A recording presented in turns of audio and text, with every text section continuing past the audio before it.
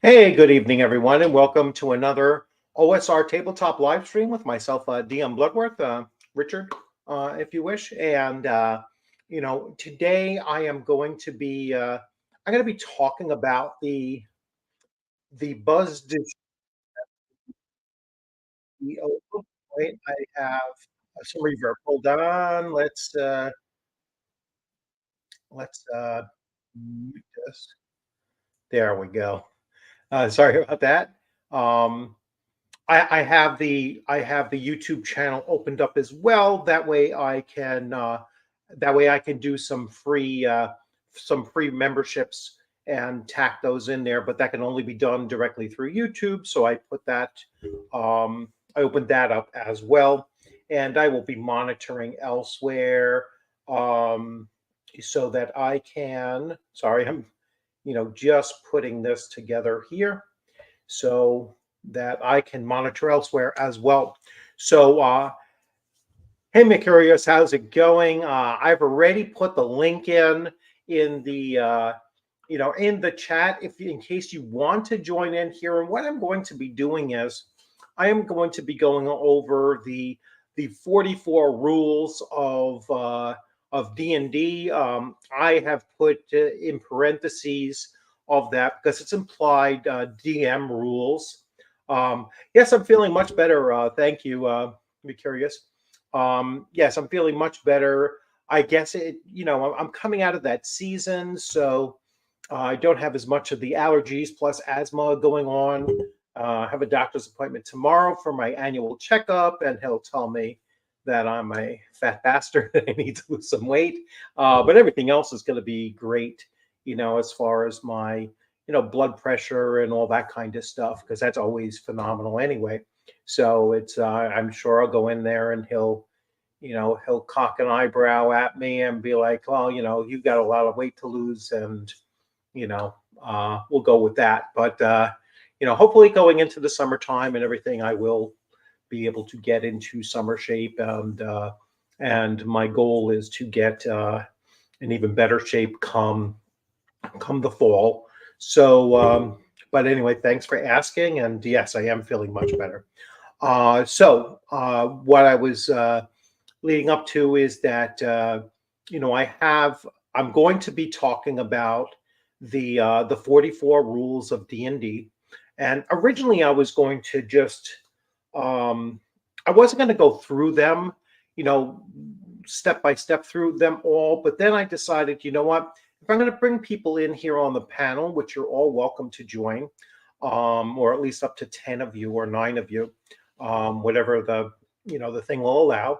The link is in there if you wish to join the panel and talk, or you can just put your comments in the comment section and I'll address them there as well.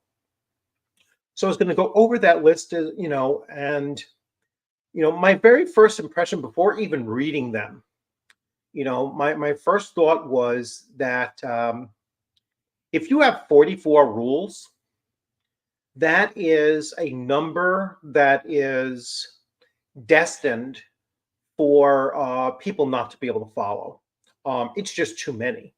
As a retired school teacher, someone who for decades had been writing lesson plans, and oftentimes when we're looking to teach a particular lesson, there used to be, well, there's 3 to 5 takeaways I want my students to walk out of that lesson with.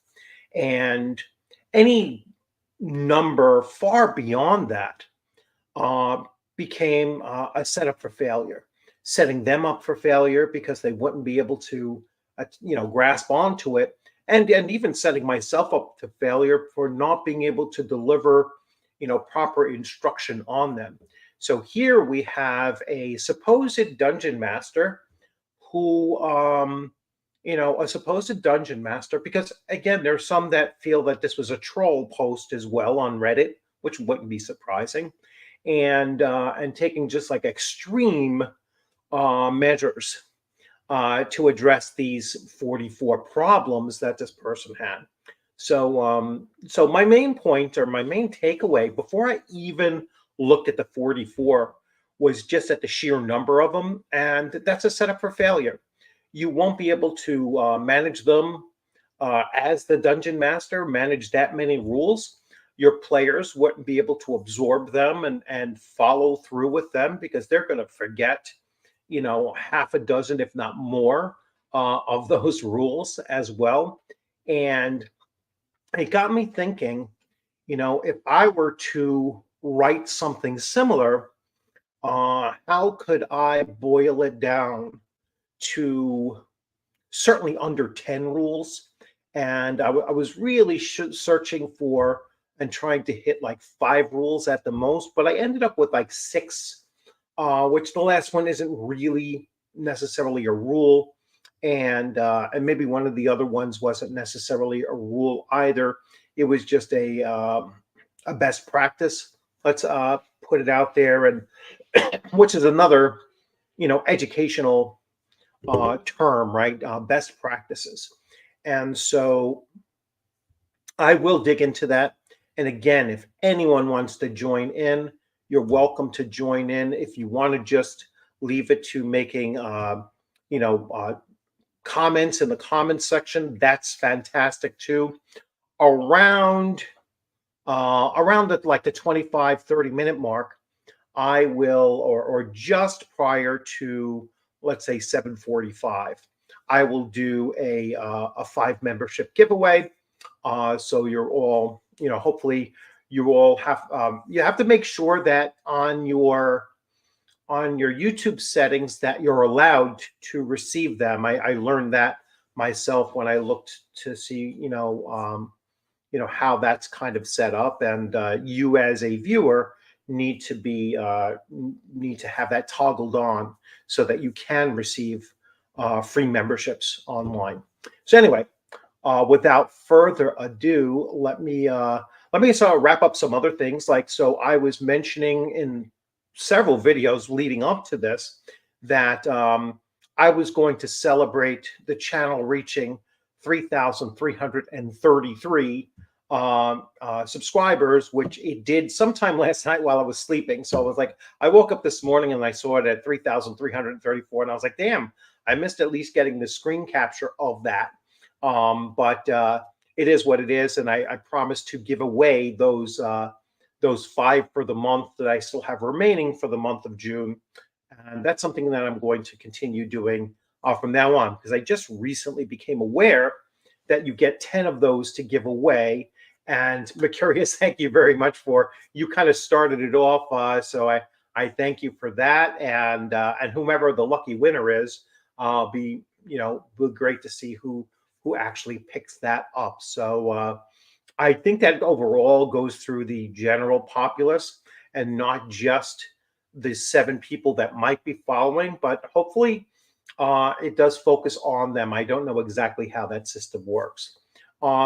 Some other news as far as before I jump into the 44, some other news is I finally got my copy of Knave 2nd edition, and I will start breaking this down and talking about this in the next couple of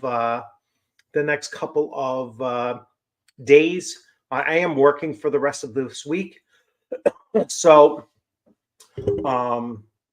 so I should get to doing this sometime in the evening or possibly Friday morning before I leave for work and start talking about that. I guess Ironcaster got the free from Mercurius. So again, thank you very much, Mercurius. And like I said, in about 30 minutes or so, I will give out another 5. So let's start taking a look at the 44 rules for dungeon mastering, or for D&D as this person puts it. So I am going to share screen, and I want this. Oh, excuse me. So here we go, and I'm hoping that this is large enough for you to see. I will make this a little bit larger. I'm not sure. I usually don't use Reddit at all, but I know that I can do a control and the plus sign to make this even larger. There we go. And ooh, that's big. But anyway, better that you can also see it as well. So hopefully that will be large enough for you. So I saw this OP deleted the original and I couldn't find it in full image anywhere. So I found a live stream from One Shot Questers and transcribed it. So so this is a transcription of the original 44 because the original 44 Reddit post was taken down by the user, and you can find this elsewhere as well. So anyway, so this is all from what sounds like a disgruntled game master or dungeon master for Dungeons and Dragons. I'm timing turns. I won't give a F. I'm not going to curse as this person does because I like to keep my channel as family friendly as possible. I don't give an F if it's unfair in your opinion because your spells are hard or you don't know what square to move to. You get 1 minute to know all the actions you want to take, or I skip your turn. Now, you know what? I have done similar things to this. In other words, if there is a long delay, in someone's action, that could lead to a delay across the board, especially when multiple characters are indecisive in what they're going to do next. And I have in the past used like a random counter, and just rolled for the possibility of it so that they can now get interrupted by, say, another party of whatever comes into the action. And so now they have a true reason for being kind of confused or just hesitant in their actions because now they have a new threat that has just entered the area. And I might even slam a new initiative roll into that as well. Now, the reason why this is, I think, a good idea to do is because, especially if you do a random encounter roll, and if it does in fact occur, then this kind of reinforces the idea that a dungeon or a scene, whether inside a dungeon or not, you could be in the wilderness as well, that the world is a dynamic place and the dungeon is a dynamic place, and monsters aren't just sitting in the room waiting for you to walk in.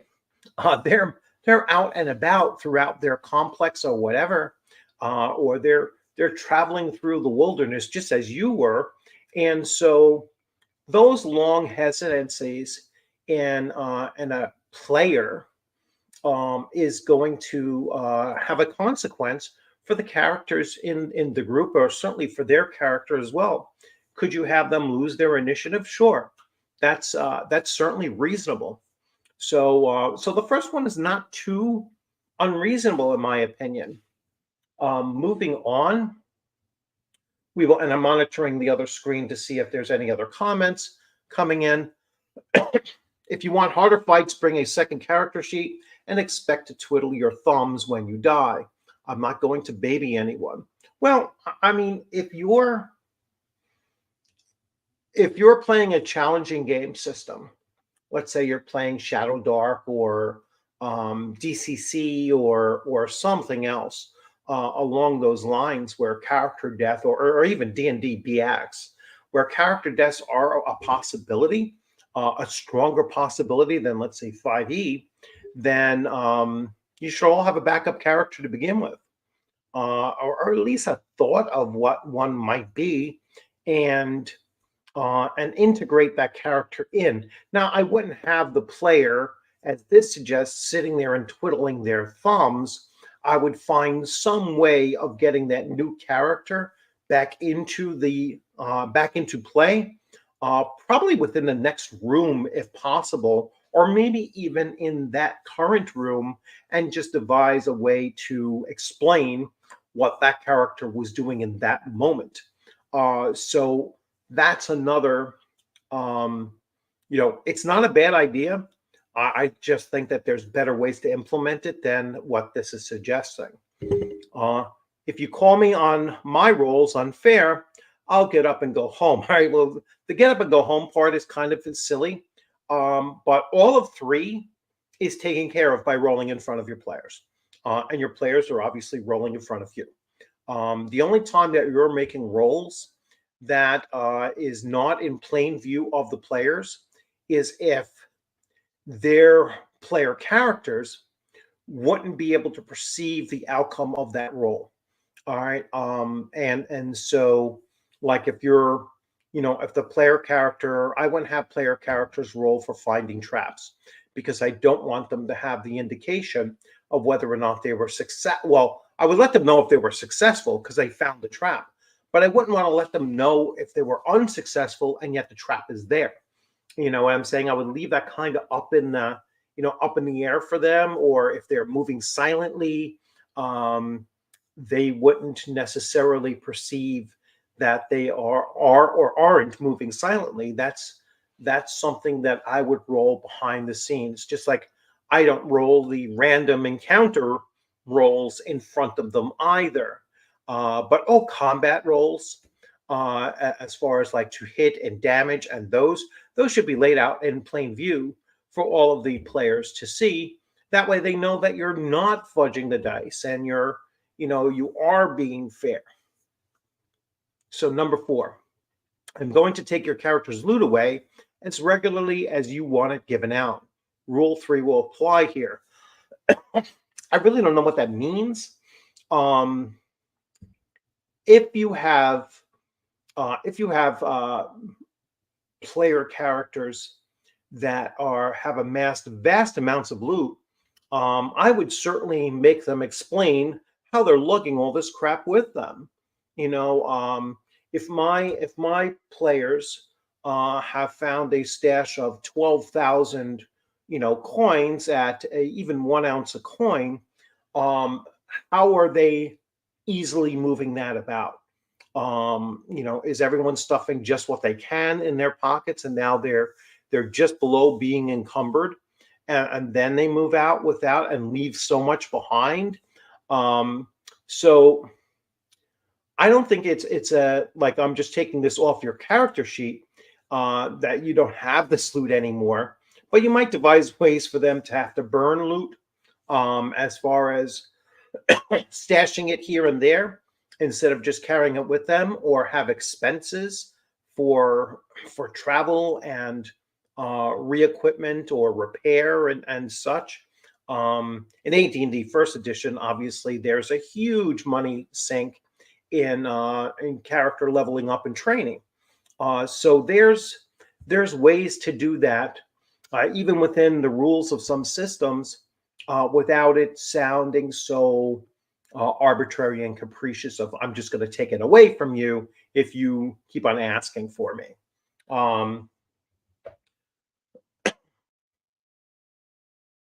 Yeah, I see. Mercurius is saying he makes mysterious rolls sometimes, and I will throw that up in there, and I'll switch back and forth between sharing and not. So I make mysterious rolls for no reason behind the screen to make the player suspicious, and sometimes you could use that to really fire them up and get them thinking and moving again.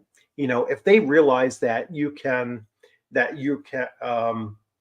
If they know ahead of time that if they delay too much on making random encounter checks, that should move them forward as well, especially once they've had a few times where it did, in fact, they did in fact jump in on them and cause them an issue. So let's get back. So for better ways to implement it than what this indicates. If you don't act out any of your persuasion or intimidation or any other social checks, you fail. Before you even roll, you fail immediately because you aren't even trying and you're making the game lame for everyone else. I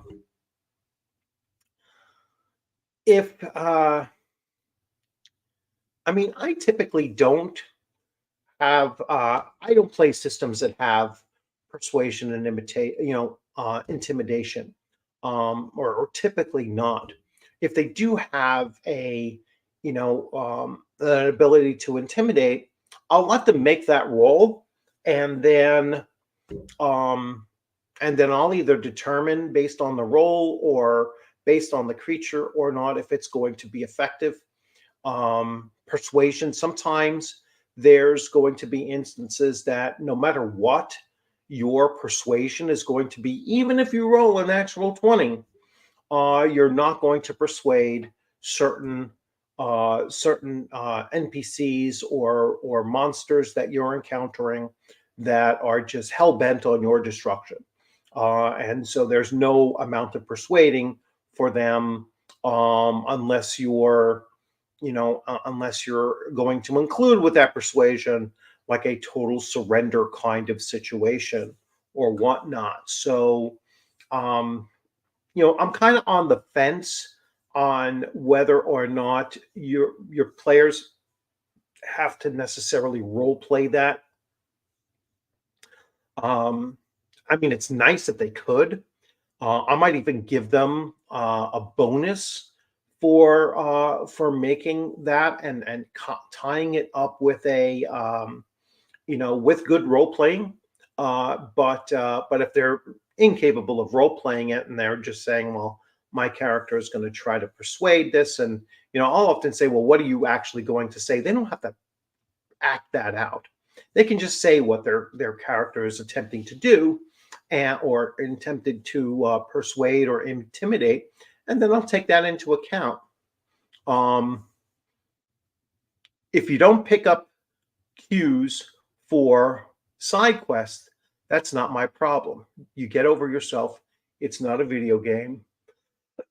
It's a role-playing game, pen and paper based game with miniatures.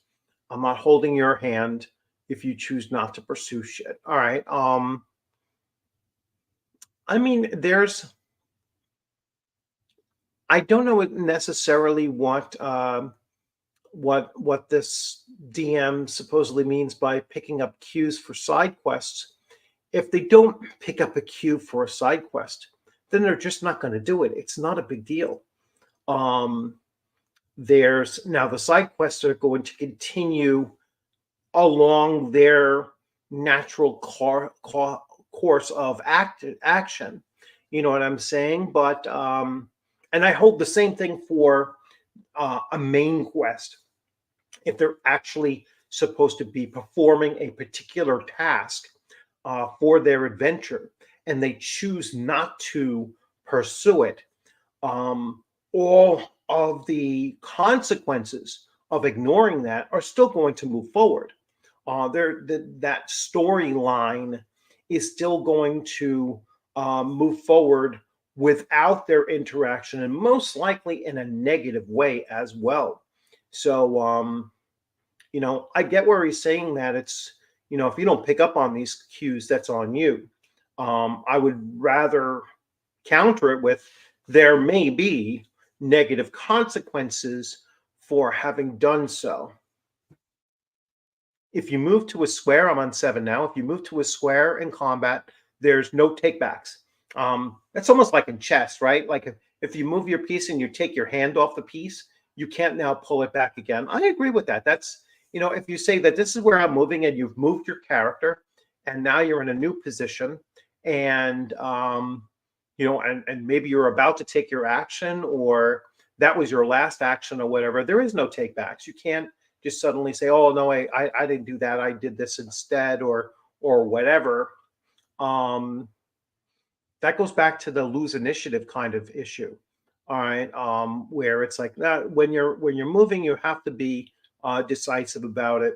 And technically, like the chess rule, if you take your hand off your fingers off the piece is set where it is. There is no takebacks. So I get that. I understand that. Let's see. Let's see. Comment here. So the goblins don't care about your riz. Yes. And if you touch a piece, you have to move it in chess. Yes. That's it. If you touch it, you have to move it. And once you take your hand off of it, the move has been completed. That is set in stone. Absolutely. Now I'm not going to go through all 44 of these. So I'm going to start now just going through some of the ones that really do stand out. All right. So I'll give out exhaustion more frequently. If you argue, go home, or you can actually fight me over it. So you have to tell every single person what you're doing before you do it. Was 8. Sorry, I skipped over that. Every snide comment you make. I'm going to skip over these things that are basically a reflection of like number 3, just different modes of it. So I will skip over those. You will not be given a mega dungeon every session.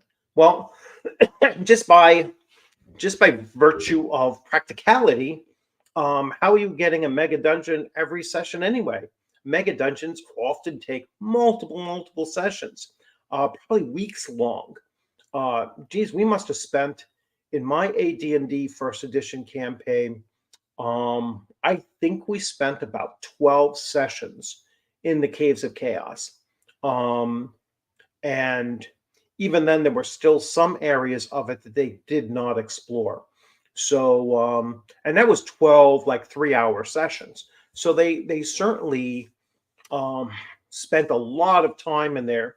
So to be given, and that's not even constituting a mega dungeon, so mega dungeons are going to take multiple visits and dozens upon dozens of sessions, in my opinion.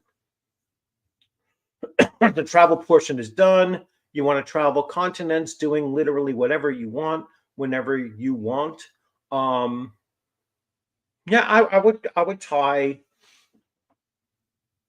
I would tie long distance travel to very specific things, and your real time in the world time, I should say. It should literally take weeks, if not months, for your characters to travel continents. If you're late with no good reason, I'm going to have your character's hit points for the entire session. All right, that's a bit weird one. Like one thing has nothing to do with the other. I would certainly consider reducing that individual's experience during the session to account for the fact that they weren't there for possibly some of it. I've never come across that issue though. Maybe I've just been lucky. My players have always said, "Hey, I'm going to have a hard time making this, session or not. I'm going to be late." On occasion, I have a player or two who wasn't able to make it, and they, either got back to me later on and gave an explanation or whatever. I play with adults, and although I do ask that they give a heads up that they're going to be late or miss a session ahead of time, sometimes real life things happen, and and as adults, we have to be flexible with that too. We can roll forward with just 4 players or 5 players if it's a larger group. I tend not to like to when I have 6 players, I don't like to move forward when only 3 show up, because I don't want to manage 3-player characters as well as everything else as well, and so I would prefer to just reschedule that session for the week if possible. When I saw this one, I started laughing. I'm not going to say why, but if you get too stoned or drunk to play, I will go home without warning. Without warning, your warning is here. I certainly, well, I play from my home and I play online, so there is no going home for me. I'm already at home, but I laughed when I saw that. If you get up for a bong or smoke or whatever breaks every 10 minutes, I will simply pack up and go home. I'm sick of waiting for every bloke to be at the table. So once he said bloke, I knew that he wasn't an American. Um, but again, I'm playing online. My players are in their own homes, and so whatever they're doing, they're going to do without interfering with everything else going on. Um, Guidance, divination spells, owls, and whatever spells I decide are too effing stupid are banned outright. No more effing guidance. All right. That's a weakness of system. Sometimes when they have these kind of these kind of spells that are either very low level and so they can cast them constantly, or they're just too powerful for the level that they're at, and the players end up abusing them. That's not so much a player problem as it is a game system problem. But the right thing is to, I think, remove those particular spells or features or abilities before they become a problem. Do that in the beginning. Um, and so let me get caught up with the comments here. So let's see. Hey, Flint, how's it going? I believe I read that he is a teacher and his players were teens or young adults, possibly his students from school. Um, yeah, but I don't know if this is his, if he is a teacher and he has teens and young adults and he's using this kind of language, or he's talking about that, unless they were his students previously. I don't know. It's as a retired teacher myself. Um, I wouldn't have this kind of a conversation with the cursing and such with my teachers. I mean, with my students, because it's just a risk to your license if any of them choose to complain and show it to to you. You would line up in front of your teacher. Yeah, it's like, well, I've had students that would if we were in that kind of a situation, but I wouldn't allow it, and I would put a stop to it and not allow. I mean, I wouldn't play games with my students anyway. I had a very separate thing. I have Facebook contact with my students who are now 30 years old, you know, so it's not like, and I'm retired at this point now too. So that idea of that kind of a relationship with my students would have never happened while I was still working, and and wouldn't have happened while they were still, below adult age. Um, so it's just, yeah, it's just a bad idea if he is currently a teacher and dealing with his students like that. Yeah, but what they're doing in front of each other is different than what the teacher is kind of exposing them to. And like I said, the language in here is not smart for you to use in front of your students. I mean, I worked in the South Bronx. I worked at an inner city middle school, and never once in the 23 years that I was in that setting did my students ever hear me curse. And it was something that I took pride in, and it's something that they acknowledged. They were like, wow, you're the only person, you're the only adult that we never heard curse, in your class. And no matter what happened, you still never cursed. And that's because I had self control. This is showing a lot of lack of control if he's dealing with his students. You get one chance at a skill check. I'm on 18 now. If you F up, your party doesn't get their chance to do the same check. Think careful who is going to do that. Who's good at what. This is a mistake that I've recently made.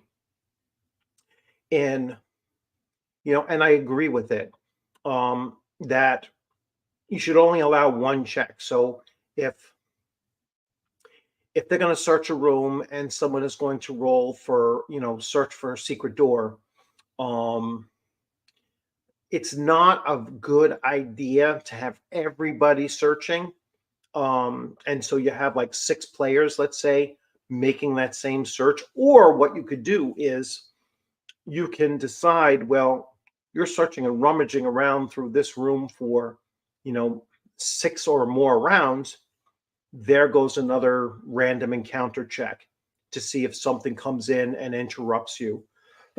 That's how I would kind of limit them indirectly to just making one check and moving on.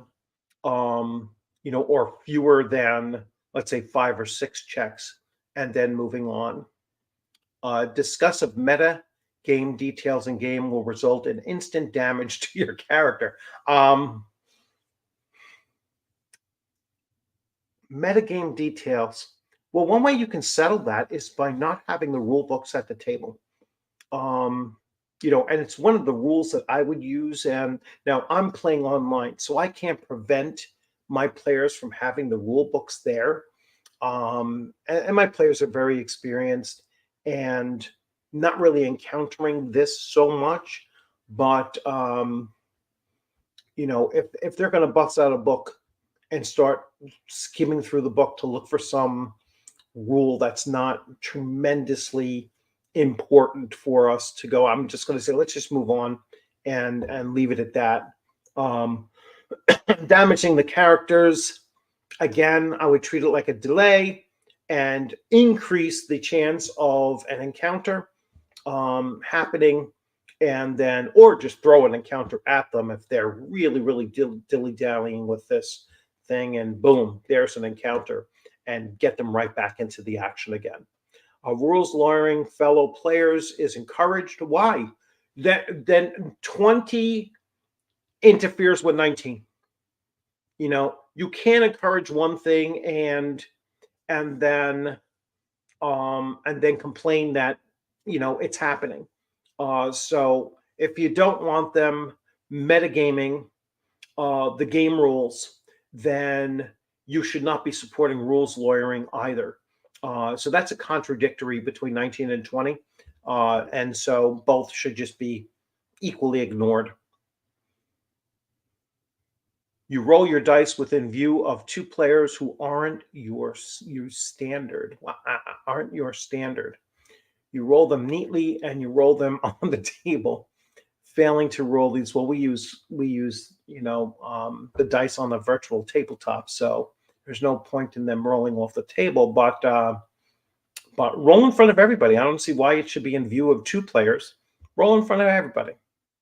Instant death traps and mechanics are coming into place. Yeah, so this guy's really getting pissed off with his characters. I've written an adventure where there is an instant death possibility if a player falls off a cliff. But there's several things. That particular game system has momentum that they can spend to re-roll in order to grasp a hold and have a second chance, and then they can expend even 2 momentum or spend 2 luck coins to have that automatically successful. It just saps up their momentum. So that's the only time that I have instant death traps in a game that I've actually, an adventure I've actually written. But for the most part, unless you're playing like Tomb of Horrors, then yeah, there's plenty of instant death going on in there. You will not be given random magic items, and vendors will not stock them. Well, I absolutely agree with that.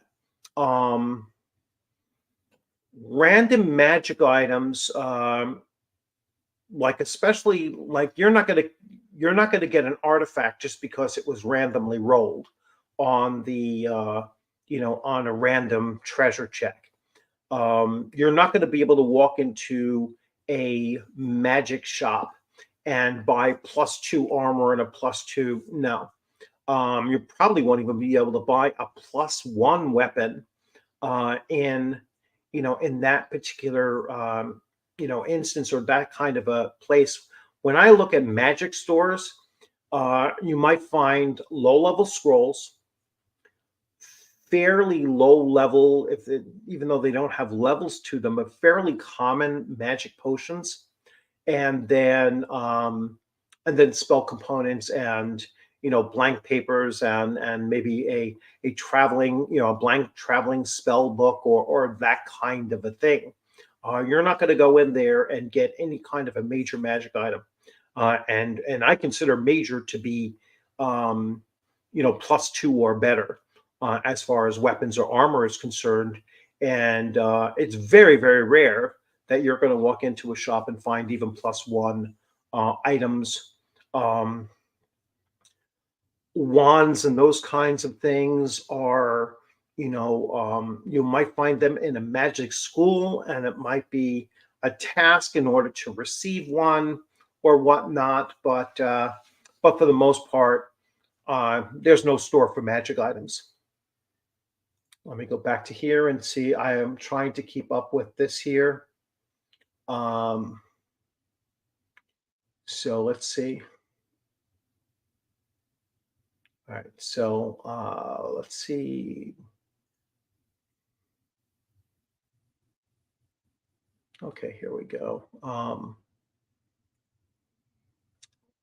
My sister-in-law told me about a child in grade 4 who threw a handful of tacks into the ceiling fan, yelling, "I don't give an F."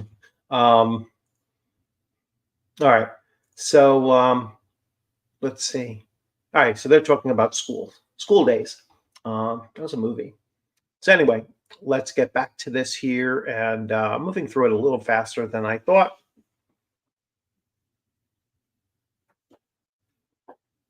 Oh, excuse me. Oh, excuse me. And again, if anyone wants to join in the chat, we're at 7:42. So let me do this here.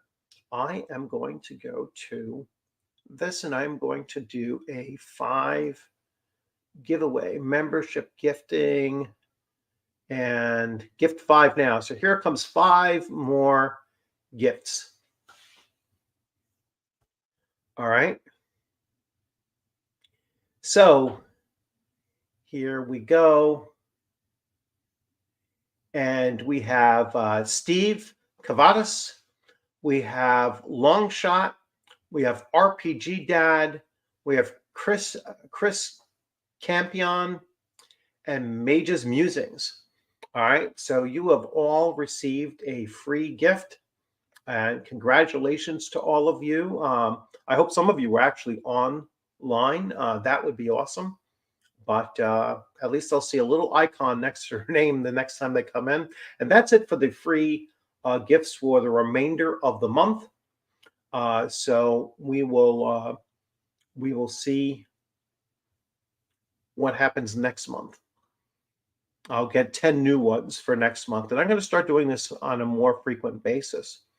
So let's get back to the archives of this. So where did I leave off with? Random encounters in the form of random dragons or strange, mysterious road traveler or band of goblin prostitutes isn't going to happen. Yeah, I tend to look at what the situation is that they're in, and I'll take a look at what is on the random encounter table for either the specific dungeon that they're in or the type of wilderness terrain that they're in, and then I'll pick something that makes sense. Yeah, I don't have dragons typically as a random encounter unless they're very young, because that is the thing of of fame and fortune and glory, and that's the thing of songs, and that's the thing that is just so kind of. And I know they mentioned it's not like Baldur's Gate, but it's something that I wouldn't have that can be randomly encountered, let's say. He doesn't care what Reddit has to say. I typically do not use Reddit either. He doesn't care what any of the other groups do, which I understand, and that's perfectly fine. If yeah, it is something really annoying. Someone says, "Well, in my other group, this is what we do." Um, that's not something any game master wants to hear or even entertain.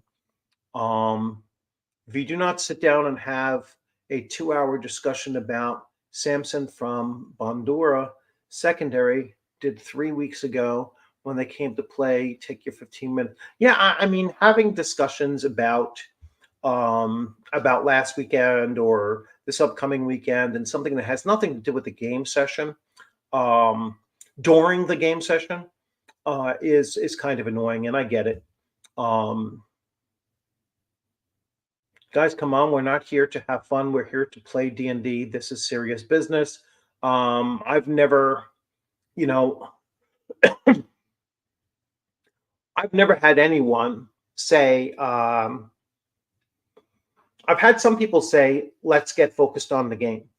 All right. If we're kind of doing too much banter, especially pre-session, hey, can we get to work on starting the game now? And I get that. And I've heard that before. I've had, so like I talk to my players and everything. We usually have an 8:30 start, and we're usually in Discord at let's say 8:15. And sometimes if we're waiting for a player to come on, we might go to like 8:35 or something, and we might still be chatting and doing that kind of thing. And then, one of the players will say, "Hey, can we get this started now?" And yeah, I get that. That's why I leave like a 15-minute beginning, and about 15 minutes or so after a session. But during the session itself, that, whether it's 2.5 or 3 hours long session in between, I'd like to focus on the game as well. I'd like to focus on the adventure at hand, and to try to trim down the amount of chit chat going on outside of what the player characters, I should say, are supposed to be concentrating on. So I get it. I agree with that, to try to trim it down, and I have to improve upon that as well, by just reminding my players, or certainly open to my players reminding me, hey, can we get focused now? And that's fine. Doesn't care about Critical Role or what some guy on Reddit said, and I agree. I don't care what anybody else's table is doing. I only care about what's going on at my table, and that's kind of hobby wide too. It's like, people will sometimes bring up these topics and say, "Oh, this is a big issue in the hobby." If it's not happening at my table, it's not a big issue. Not for me and not for my players. And that's ultimately all I really care about. As long as I have 5 players ready to play at my table, I don't care what the rest of the hobby is doing.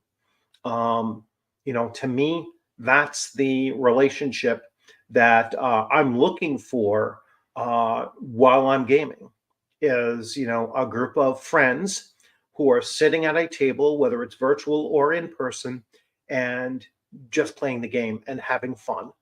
And no, it's not overly serious, but it should be focused. That's the word I like to use. We should be there with a focused purpose of carrying out the adventure at hand.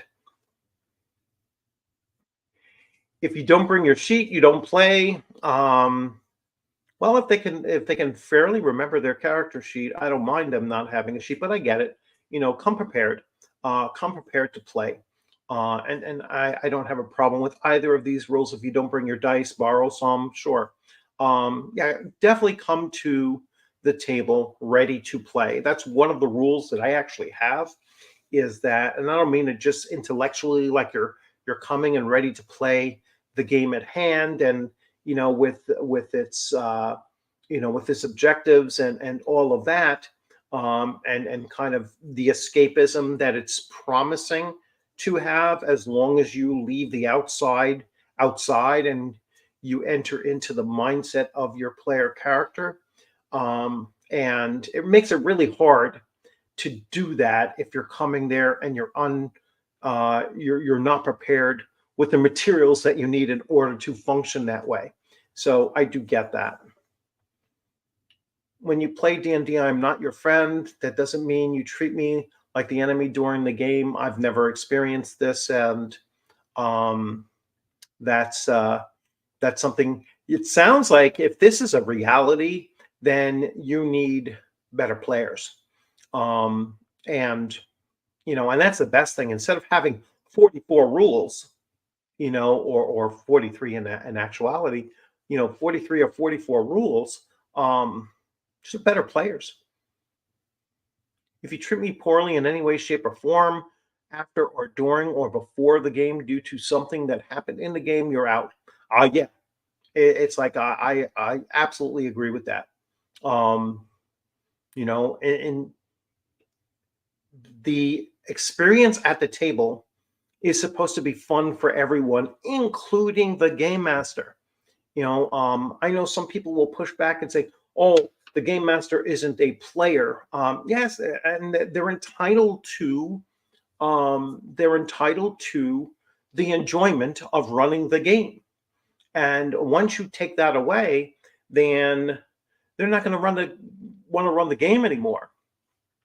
I've actually told a student one time that I have the right to enjoy being in this classroom and teaching you all. It's not just about you and whether you're enjoying the content that I'm teaching you, but it's like I have the right to enjoy my experience in the classroom as well. And the game master is the same thing. Uh, you're entitled to enjoy the experience of running a game, whether it's Dungeons and Dragons or any other role playing game. Um, Another thing I often say is that um, game masters in general, we are a limited commodity, and you need to remember that we are the commodity in short supply. Um, we're usually outnumbered at 4 to 1 or 5 to 1 on average, and so just remember that you are the one of five that is willing to run these games and willing to do all of the preparation and whatnot in between game sessions. Players do have it easier where they're coming to the table and you can even hand them a pre-gen and they have their dice that they came to the table and they can role play right away. Um, you as a game master don't have that luxury.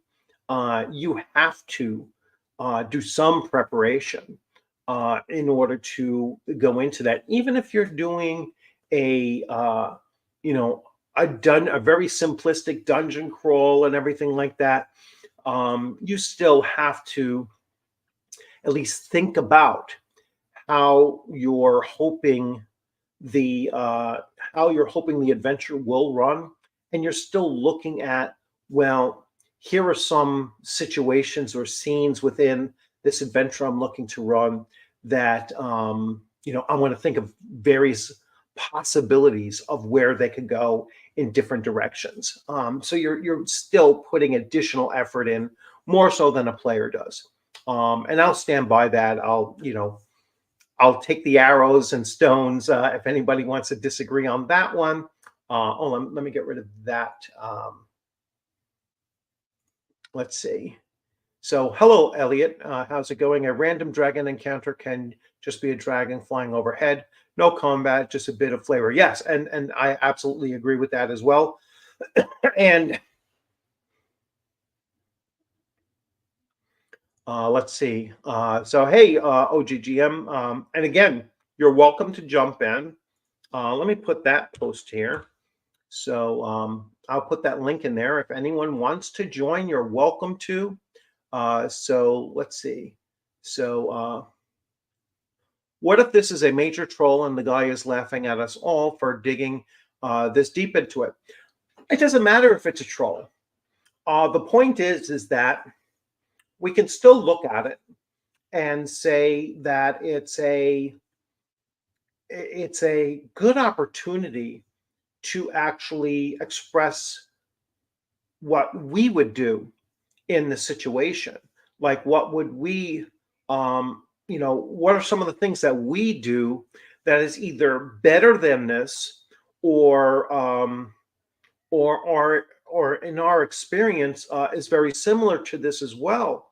So, you know, any kind of commentary, anytime that you're going to discuss something, even if it is a complete troll, there are still benefits that come out of having the discussion.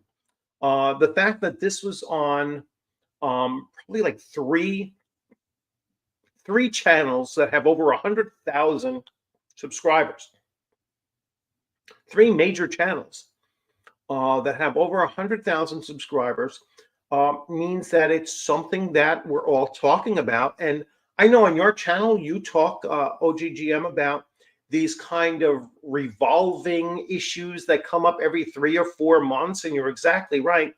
This may very well become the new revolving, revolving issue that comes up every couple months now, is these rules for playing Dungeons and Dragons and such. So, a couple years ago, actually about 3 years ago, I wrote a piece called the safety tools, of the OSR tabletop, and if I charged money for it, it would have been a bestseller on Drive Through RPG, and people have commented on that and gone to that, and it was really just my expression of rules that I thought were were a good thing to consider, and and it was just put out there, and people can discuss it and everything. I was just made aware that another website actually did a critique of it 3 years ago without actually reaching out to me and letting me know that they were going to do that. And I responded to that by saying, hey, you know what? Even if you wanted to come on my channel today and we can talk that out, the conversation is an interesting one, and one that I think is important. So even if it is a troll, I'm good with that. So the random encounter can just be, oh yeah, we covered that already. Let me see if it's been around for a while. Yeah, I don't know how long it's actually been around. I thought it only started up last week, but it certainly only appeared last week. Yeah, which I thought that was the first time it came up last week. So let's see. Let's see. I've already seen these. It seems to me these players are immature or pothead drunks who don't respect their GM.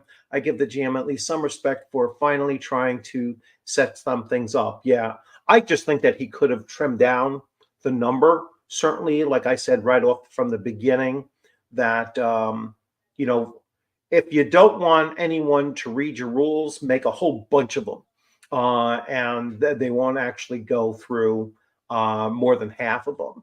So I'm doing that for you, so that you can see it, and then just putting my own analysis or spin on them as well. So let's see. How are you DMing if players are treating you like the enemy? Yeah, exactly. It's like it's a weird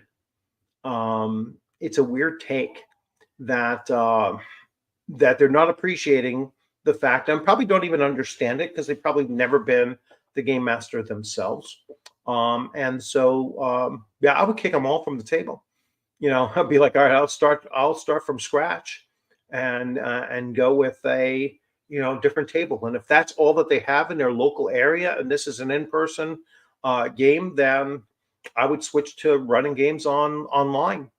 and and be done with that. It takes away a lot of his issues that he was having. Because I know in some of them he was talking about um, eating food at the table and ruining his gaming stuff. I'm probably coming up on that very soon.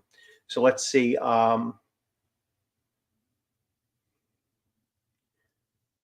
So 39, you will submit your spell list daily in game. If you do not give me a spell list each in game day, you will not be allowed to cast a single spell or cantrip in combat.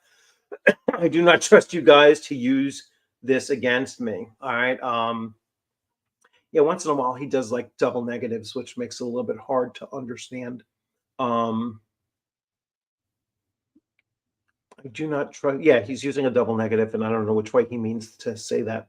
Um, if you do not mark off spell slots, or you say something like, I remember what I'm at, as a way to justify it, I will simply fail your spell, deal half your health and damage to you, and say you have no spells to cast for the rest of the day.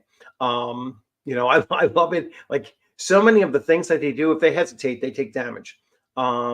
If they show up late, they're dealing with half damage for the entire session. It sounds like he's trying to kill off his player characters, and get his players to quit.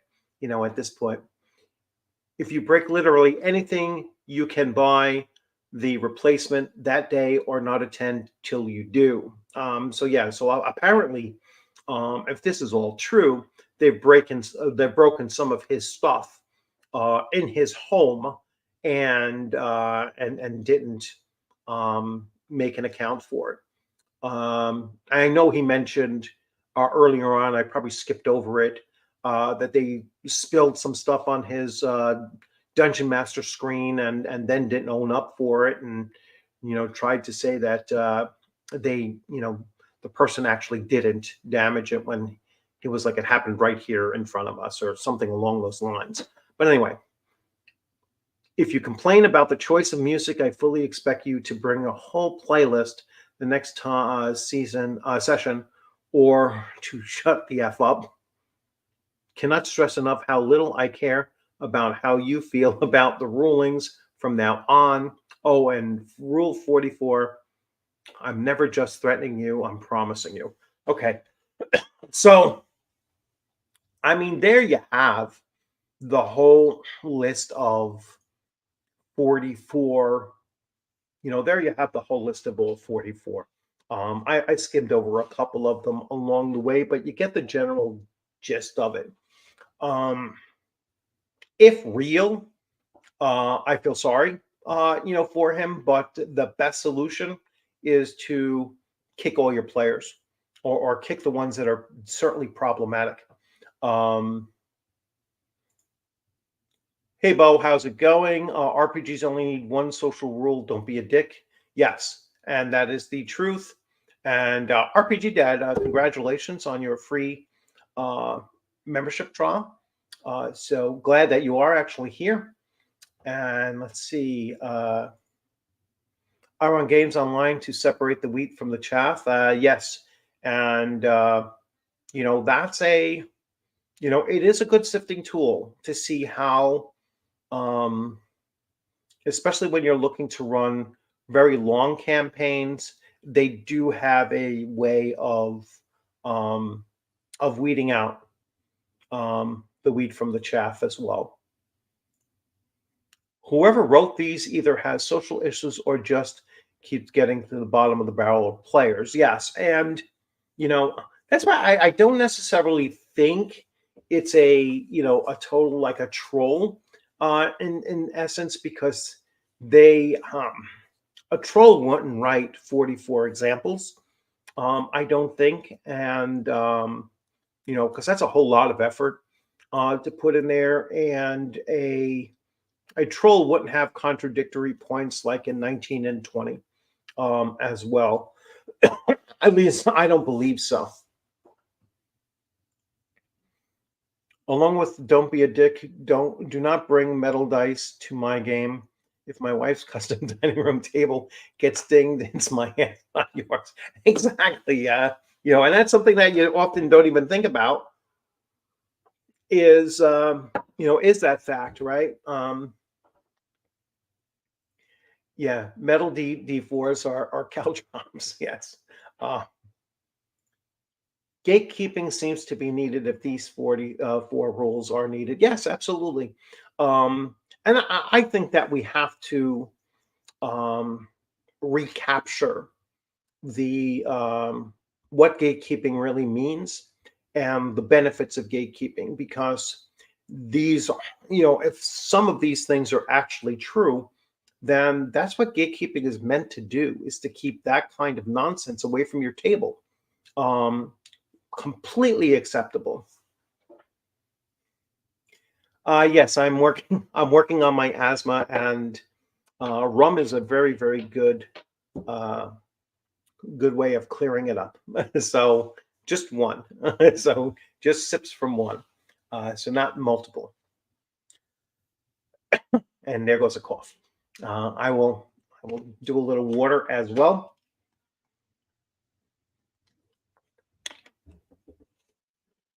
So yeah, you run a whole lot of convention games. You must have the patience of saying, you know what? It's again, I've never encountered this at convention games. Now, I am, you know, let me see how I want to frame this. I'm running game systems, and I very rarely get. No, that's not even true either. I'm trying to categorize it. I've had some young players come to my table, like when I was running Weird Frontiers. I had a couple of younger boys, teens, come to the table, and first they asked if they could watch. Then I offered that they could sit down and they can play in it if they wished. And the table was a middle-aged sausage fest. I will admit. And the two the two boys initially, they started looking over character creation, and I think they got intimidated by the system more so, no matter how welcoming we were to them. And they got up and they left. So I'm running game systems that I don't think are something that young kids will come to, even younger teenagers will come to, perhaps with the exception of maybe like a Shadow Dark or something along those lines. Um, so that's one thing. But my tables have had young players that in my perspective, young players that are in their 20s and 30s and even low 40s, in comparison to me. The I don't want to say I've never really encountered these kinds of issues at conventions, because I'm usually running for adults or for. I did have some teenagers with their father one time playing in my Gangbusters game, and and they were well suited for that game system, and didn't have an issue with it at all. So so um, never encountered it at conventions. I think that when people go to conventions, they're going there to play games, and they're not going there to demonstrate these kinds of issues that you're seeing in those 44 things. One of the few things I disagree with, the player knowing what to do on their turn right away. Yes, a player should have an idea what to do, but the problem is a creature could do something right before. Yeah, I mean that's fine. There could be a little hesitation on their part. What we're talking about, or I think what the person was talking about as well, is your turn is coming up. You find out that something has occurred, and now you want to look over your spell list that you already have written down for the day, and you want to reconsult your spell list and everything. It's not going to take you a huge amount of time, though. If you are plotting through what knows, oh wait, let me go get the player's handbook out and read about this particular spell in a little bit more detail than just the block information is. Now you're starting to get to the point where your hesitation as the character is becoming something that's going to make them lose their initiative. So, I don't want to put like an egg timer on it. You have 3 minutes to decide, but you got to read the room, basically, and say, hey, just go with something and move on. It's not a long delay. I've had players that say, I'm not going to do anything this round because I'm still trying to grasp what's going on, and I'm low on my spells, so I want to make sure that I'm doing the right thing here. And my magic user particularly does that, as the player of the magic user will typically sit back and wait to assess the situation before he burns a spell.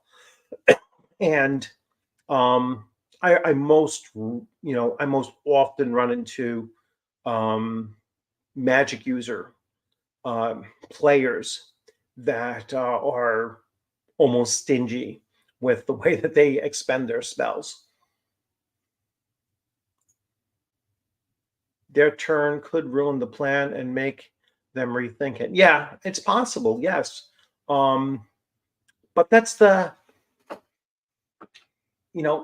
putting yourself into the character's senses and perceptions and everything like that. This is what happens in combat. You know what I'm saying? It's like you're in combat. Sometimes your hesitation means that you're going to hunker down for a little bit longer before you rethink what you're going to do. So again, it reflects the reality of combat. It reflects that the chaos of combat as well. So yeah, I don't have as much of a problem as to give the players the sense that there's a rush for them to decide. I've told my players one time when I've seen that they've become very, very very, very hesitant to do things. And I told them, now this goes back years. I've been playing with my current group for over 3 years now, and this goes back to a point when I told them, listen, don't be afraid to be bold and adventurous. I says, I will never punish you specifically for being bold and adventurous. Now, that means that you're taking a higher risk, and that may have consequences, but just the mere fact of being bold and adventurous isn't going to harm you. Certainly not more than sitting there hesitant and dilly-dallying, or just expending way too much time. That's where the random encounter rolls begin to happen. So that's something that I think a game master, new or old, needs to kind of impart upon their players, that idea that you will never be punished for being bold. You could run the risk of further complications for being too hesitant, and just leave it at that. Eventually, they'll learn that that right balance between the two, and overall, their experience will be better for it.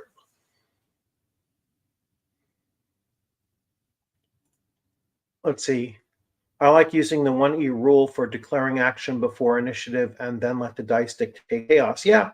And it's a, what are you going to do? And then sometimes there can be, because I ran a 2-year long AD&D First Edition campaign, and those players, they became so well attuned to what each other was doing. A lot of times they even remembered what others had in their backpacks. That's how attuned they were to one another. And sometimes, like, because you use the combat sequence of, as far as combat is concerned, you use the you know ranged spells, melee, and then movement, or sometimes movement came at the beginning, or under, you can split it. See, I need my second shot. But it's I lost my train of thought. So let's see.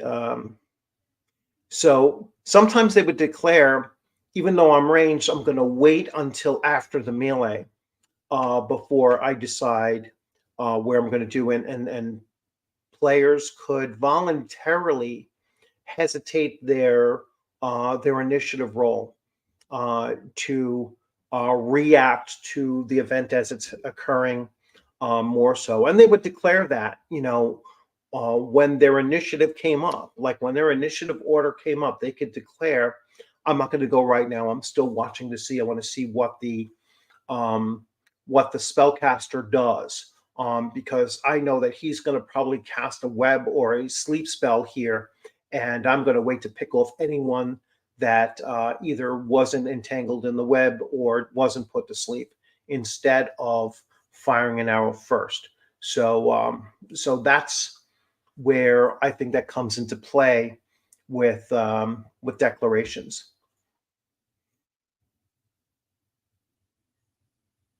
I struggle with Rollmaster just making up a character. So probably none. It's like, I literally left the one and only time that I played Rollmaster, which was a couple years ago. I left like 250 skill points in character creation on the table. I just couldn't deal with spending anymore. And then the whole convoluted system of to hit and, rolling, and then looking at 5 different charts to see whether or not you did any damage. And it was just crazy. It was probably the most tedious game system I have ever seen. And I would never touch it. So I hate vacillation at the table. Yes, yeah. Do not bring Vaseline to the table. So I will. I have all of the other types. Wait, I'm sorry. You have all of time other players are doing their turns to think about it, and nothing wrong with giving them a turn to wait for a better situation. Yeah, I mean, unless some kind of an action, um, really does change the whole dynamic of the situation, though, Bo. Um, what if another encounter occurs while you're already engaged in an encounter, and your turn hasn't come up yet? Well, now you have a whole other situation to think about. How are you going to respond to this potential new threat? Um, I would rather have a slight hesitation, to um, allow for a change of the situation occur like that. Which that change of situation occurring like that makes the world feel more alive, in my opinion. And so, um, I would I would go along those lines. Um, I understand being surprised, but your turn is not the time to grab the rule book. Well, and I agree with you. You should be grabbing the rule book. You should be taking a quick glance at your spell list or your character sheet, and knowing how you're going to react. He who hesitates lost. Yeah. And a very brief hesitation is fine. But when I say a very brief hesitation, if it's if it's a totally unexpected situation that occurred, then I can account for a slight hesitation that won't cost the player their action. It might push them further back in the initiative line. Um, what if you have like three characters killed in a dragon's breath, and your action is the next. Well, you might change what you were planning on doing because of that event just took place. And so you should allow, I will say, you should allow a slight hesitation in what the character is going to do. And then the player just have to change up, maybe cast a different spell, uh, or move instead of doing some kind of an attack or something along those lines, and just give them a couple extra moments. Um, Not 5 minutes, not time to open up the book and look and everything, but just a few extra moments. It shouldn't be, it's your turn, go, kind of thing when you have a big situation like that occur. All right. And that kind of hesitation again is in the mindset of the character, so technically it is role playing, because the character in that situation would be slightly hesitant as well. Um, and and so you don't have to say, well, this is a metagaming situation where the player is now looking up something in the book. This is the character assessing something that occurred and having a slight delay in what they were planning on doing. And unless they were the last in the line of their initiative line, then they should hesitate by one place, let somebody else take an action first, and then they'll be caught up and ready to go. I think that's completely within the realms of best practices for a game master and best practices for a player as well, is to allow for a slight hesitation. Okay, let's see. Well, I've caught up with all the comments and everything. Let's see if I missed anything. Um,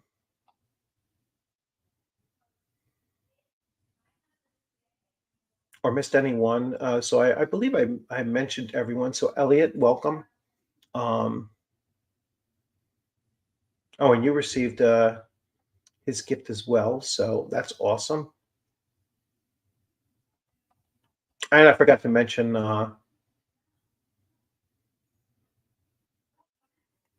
you gifted. Oh my gosh, you gifted three. Be curious. You're incredibly, incredibly generous. So thank you. Yeah. So I will just post up these here. So Mercurius, very, very generous in gifting these memberships to individuals. My 5 were free. So my 10 per month, I'll continue doing that. But let's go here. And you didn't just do another one, did you? So anyway, he who hesitates is lost. Was your last thing, and yeah, I mean, long hesitation, absolutely. I agree with that wholeheartedly. So going back to my general premise of looking at these 44, these are certainly a sign of a game master, if true. Certainly a sign of a game master that has some pretty bad players, and hopefully he, or possibly she, will weed those players out. Probably doesn't need 44 rules to do it, although 44 rules is certainly going to guarantee that they will get weeded out. And maybe that's the true that's the true trolling that's taking place. Is I'm going to put up a series of rules that I'm going to put up a series of rules that can't really be met, and so eventually they're just going to quit and leave. And so that might be his kind of roundabout way of getting them to quit rather than to kicking them out. Um, and if so, I hope it works out for him. I hope that it leads to better gaming experience for the game master or for the dungeon master if it's D&D. If it is modern D&D, whether it be 5e or whatever, then you shouldn't have a problem with filling your table again, as long as those individuals don't kind of like tarnish your name as a game master. If you end up having the same series of problems with your game masters, then that's a thing that you should then start looking in the mirror yourself and saying, well, what am I doing wrong that isn't necessarily working? And don't be afraid as a game master, new or veteran game master, to think that, hey, you know what, there are things that I'm doing that are not the best practices, and make those changes as well. I mean, I've been game mastering for decades, and I'm almost at the verge of being a forever game master, and I on occasion see that, hey, you know what, I could have done this differently, I could have done this better, or I'm going to make this change and continue along with that change. And that's just a way of growing as a game master, and adulting. It's basically accepting that you're not always right, and making changes to go in a new positive direction. Yes, congratulations, Mage's Musings. Yeah, that was one of my 10 free memberships from this for this month. So I've just only recently, like probably sometime almost near the end of last month, or maybe early on this month, learned that I could be gifting these things out probably for quite some time. And so I'm happy to. Well, they cost me nothing. But Mercurius hands them out at a cost, and so that is so much appreciated to him and his generosity. And so, but I hope that you enjoy, the content of the channel. I know you've been here, a number of times, and I visit your channel as well, and certainly look forward to seeing you. If you're not in my Discord, you could certainly join my Discord as well. And I have, I do have a special spots like chat rooms and such for members of the channel, including ones that are, that have just gotten their memberships for free, where you can go in there and you can chat and, do things, amongst yourselves. And if I do one shots or those kinds of things, I will give you, the opportunity to jump in on those. I'm in the process of launching a new Friday evening campaign at 7 p.m. Eastern time, and that is a Shadow Dark campaign for just up to 4 player characters, so just 4 players. One of them is already filled, and that is Shadow Dark, going to be set in the world of Greyhawk, the real world of Greyhawk, not the new nonsense that WotC is putting out.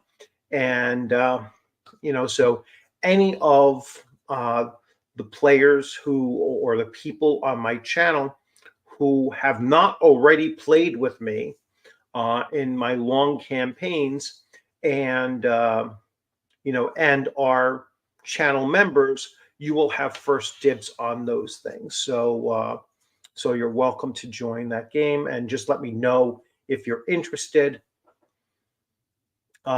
Yes, so the way that you look into your own, yes, and it's specific for live streams and premieres, Mage's Musing. So what you do is you can only do it through the computer access of YouTube. So it doesn't work if you're doing it on your iPad. And then you just go to the $,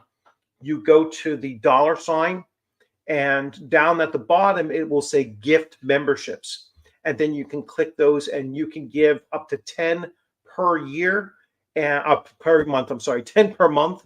And they're packaged as groupings of 5. So I would do it like twice a month, and and just hand them out every month. And then it's up to the person if they want to continue the following month and start paying in for their own membership. But great. My Discord link is, let's see if my Discord channel is open. No, it's not. I'll get my Discord link. It's actually in the description of every video as well, but I will look for it. I will get it up to you in a second. So I am opening up my Discord, and let's get to my channel. Come on.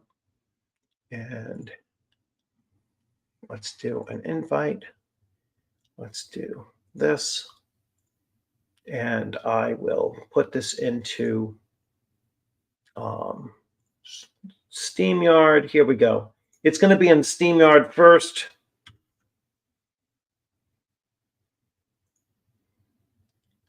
So it's coming up in a second. There it is. So it's in StreamYard, and you can cut and paste it from YouTube as well, depending on how you're watching it. So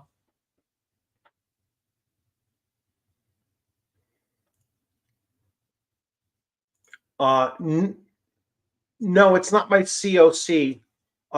It's not a COC restart. My COC campaign is still going. This is a new campaign, be curious. So, and this is using Shadow Dark. So if you want to jump in on that, if Friday, 7 p.m. Eastern time, which I don't know what the heck time that is for you in Australia, it's probably Saturday in the afternoon. If I want to, guess, I don't know what your time zone difference is to mine. But if Saturday afternoons works for you, you'd be certainly welcome to jump in on that. So Mage's Musings, there you have the Discord. And anybody on the channel, you're welcome to jump in on my Discord as well. All right, and let's see, what else did you put here? So you have a couple members now, and need to up my content output. I give member early access. Just been busy with the past few weeks. Yeah, I mean, it's oh, so you're like 24 hours ahead. So it's Saturday, same time. So if that's good for you, that would be awesome. All right, it'd be awesome to have you join in on that, and I can give you a whole bunch of stuff here. So I can give you access to, well, the quick start rules are free, and that's really all you need for the game. So you can get the quick start rules for Shadow Dark if you don't already have it for free, and you can create a character on the on Roll20, which is what I use. Right from there, I'm only opening it up for the 4 core classes, so very, very simple. And the cleric is already chosen, so you'll have your choice between fighter, magic user, and thief, rogue, whatever they're called. I believe they're called thieves.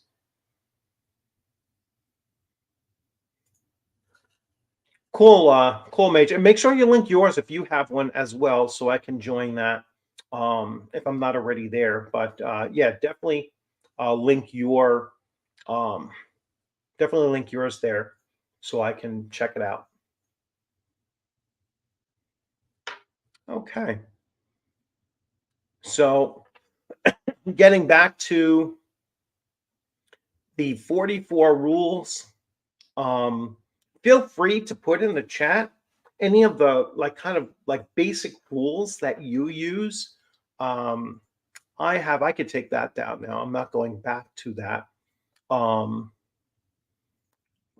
I started piecing together, and let me see if I can share this. I started trying to think of what rules I would use. And I just started throwing it together this morning. Okay, that's fine. That's fine. Mage's musings. Um, so let's see. Let's see if I can share, and if I have it open. Sometimes it doesn't present. Uh, Window, entire screen. No, so it's not in Chrome. Um, yeah, so it's not in Chrome. So let me cancel. I don't know why this doesn't come in Chrome. I can't do it yet, but I will put up my rules. My rules, which are really just basically 6 rules I have. You know, um, let me do this real fast. I can do this. Hold on. I got it. The tricks of learning how to uh, share various things on online. Uh, there we go.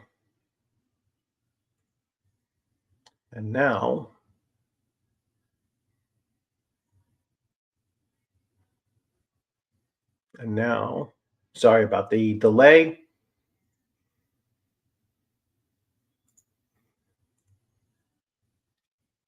There it is. Okay, here we go. So I am now sharing my rules.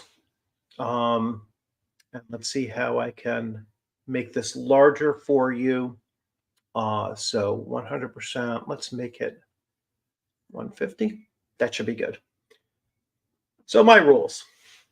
Here you go. You should be able to see these now.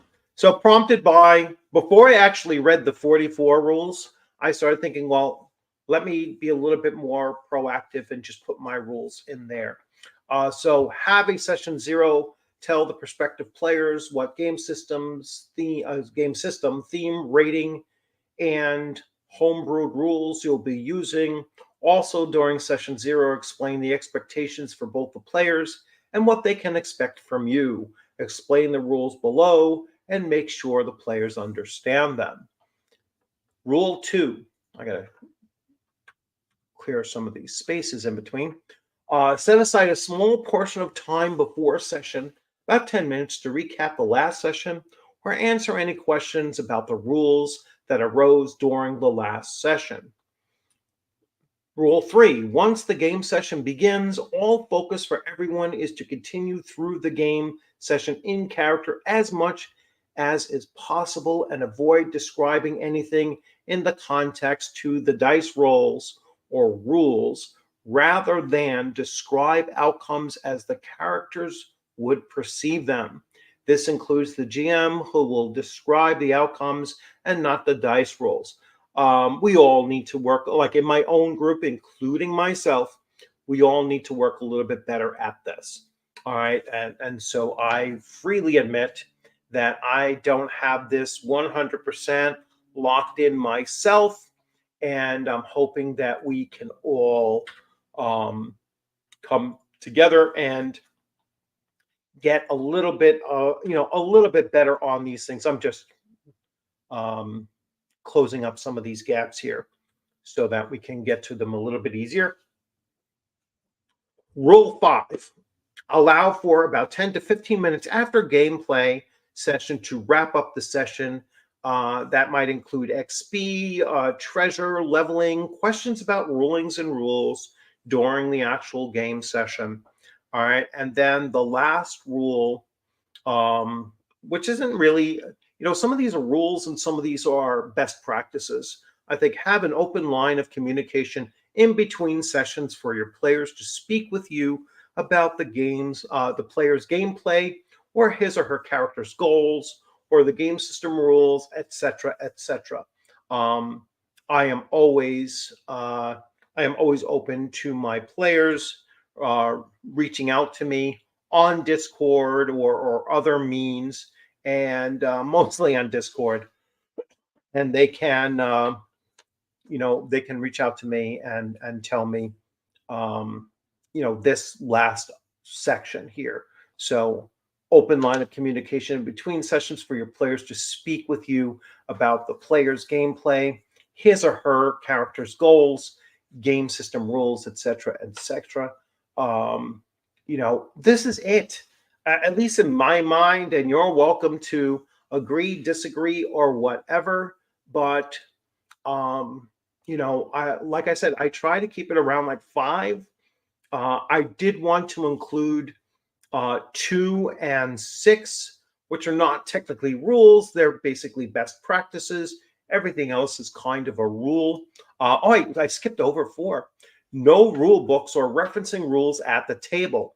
Know your character's abilities, and spellcasters should have their spells with basic stat blocks written on cheat sheets or index cards. Hesitation as to your character's next action is your character hesitating and losing the round's action. And I went through that whole discussion, and like I said, I just typed this thing up. I haven't really kind of tweaked it out, and I'm going to take some of the discussion we had in this live stream and modify this to kind of match some of the things you were talking about and just tighten it up a little bit better and make it a little bit clearer for you to understand. But and for me to pass on to my players as well. So there you have it. It's like I'm very solutions oriented. I don't like to just take a look at something and criticize it. I like to take a look at something, point out where I think its flaws are, where I might agree with it, and then make a suggestion as to this is possibly a better way of doing it. So I'll stop sharing that. I'll continue working on that, and I will make that available, in other forms as well. I'll probably certainly put it on my Discord, server. So that'll be a good way for you to check it out as well. So let's see other comments. Those 44 rules were literally written by a high schooler. Some make sense, but they have the tone of an angry kid puffing his chest. Yeah, and it's certainly possible. Absolutely possible. Keep role playing, not metagaming. Yep. It's as much as possible. I know that, sometimes people will get hung up on a particular rule, and they got to know now. And there's a bit of, giving up on that mentality and saying, you know what, it's not usually a make or break kind of thing.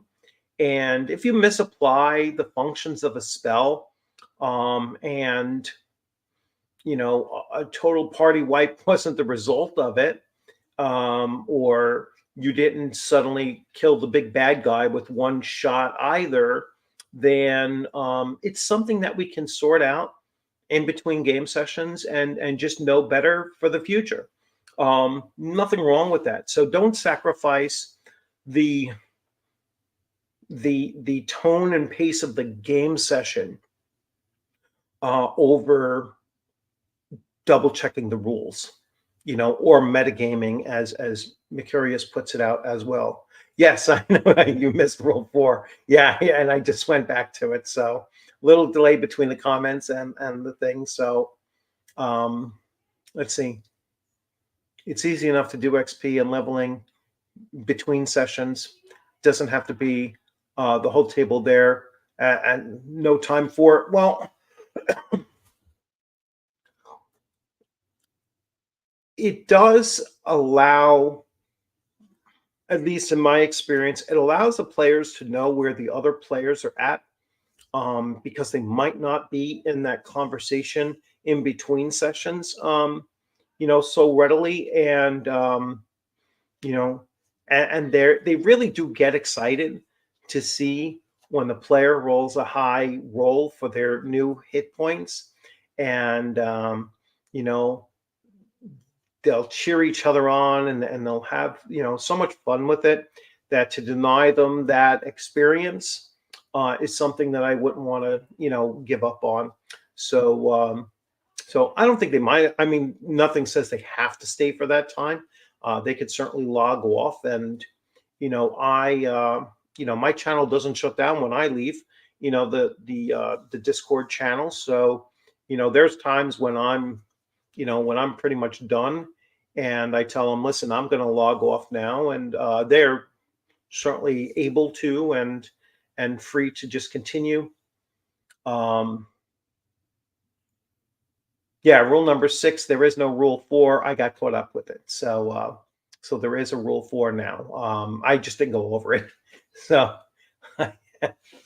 and so there we have it. Or in case no, I'm thinking of another thing with 4.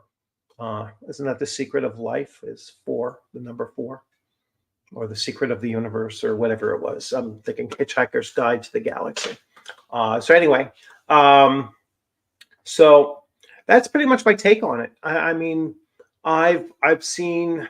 I have not watched any of the other YouTube channels' coverage of this, because I didn't want to taint my view of it. I just wanted to give what I thought about it. And like I said, I wrote my 6 rules before even looking at the 44. I went into those 6 rules under the mindset that having 44 rules is too many, you know, out to begin with. And after looking at those 44 rules, I think that they're specifically designed to weed out those players that have been a problem for the game master. And you might very well be correct that the you might be very well correct that the thing is, oh, it's 42. It's been a long time since I've seen the movie. The answer to the is 42. I thought it was 4. Okay, 42, not 36. It was like, maybe it's 42, I believe, or something along those lines. Somebody can Google it and see. It's not 36. I thought it was 4. Well, perhaps it is 42. I'm sure someone will find it. So anyway, so some other things I was looking at. So I actually had to re-download my safety tools of the OSR tabletop, and I am hoping that this person who wrote this will actually respond to my comment. Oh, it's still awaiting approval, so he hasn't seen it yet. But this is something that I'm looking to take a look at. I'll present it really quick. So share screen, and it is here. So this is Geek Native, and this was back in 2021.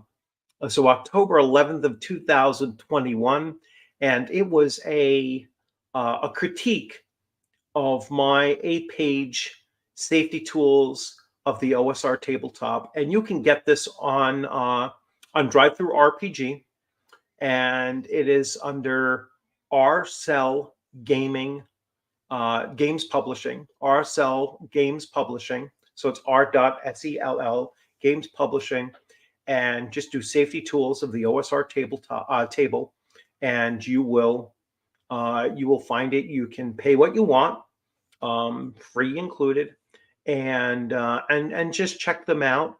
And I think I'm going to do a reintroduction of these safety tools, and because that's another one of those topics that keeps on coming back, and I will pair it up with whatever discussion I have with Geek Native.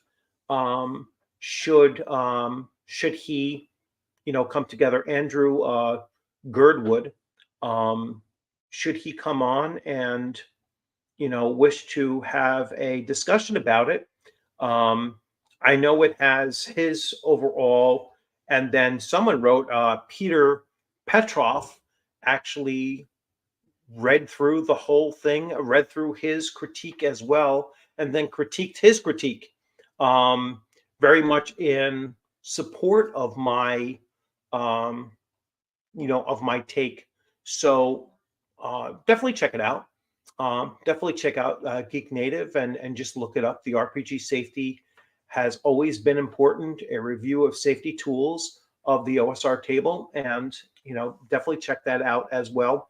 And I probably will do a video just breaking that down as well, along with again a representation of what I'm doing. Hey, Elliot. Well, thanks. Nearly. Oh, so you're in London. So, well, enjoy your sleep, and have a great day tomorrow. And thanks for joining. Good to have you in here. So have a good one. Let's see. Let's see. All right. So let's see. Well, it helps if one knows the question. I lost the supercomputer calculating. Yes. So they're still, love the way that these things run off on tangents and everything. That's awesome. It's almost like my game section sometimes. So let's see. It's nuanced to be sure. Damn Volgons. All right. And yes, good night, Elliot. Have a good one. And looks like we're coming up on the 2-hour mark. So if anyone has anything else they want to add, I'm going to wrap this up in a couple of minutes. So everyone's social contracts are good enough for me. Hey, Shoner, how's it going? And yeah, I mean, and that's really what session 0 is, Shoner, at least in my opinion. That's where you're kind of laying out what those expectations are. And that's the true social contract. If everyone is made aware of the expectations of your table, then then it should be, and you have a table of adults, in most cases, then that's how you are going to vet your players, right? Because if you come across somebody who's not willing to accept the game system you're running, the theme that you're running, the rating of the game. I like using movie ratings, so I typically only run PG-13. If you're an adult and you can't handle PG-13, it's not the game table for you. Expectations, not only what I expect of them, but what they can expect from me, I think is very, very important.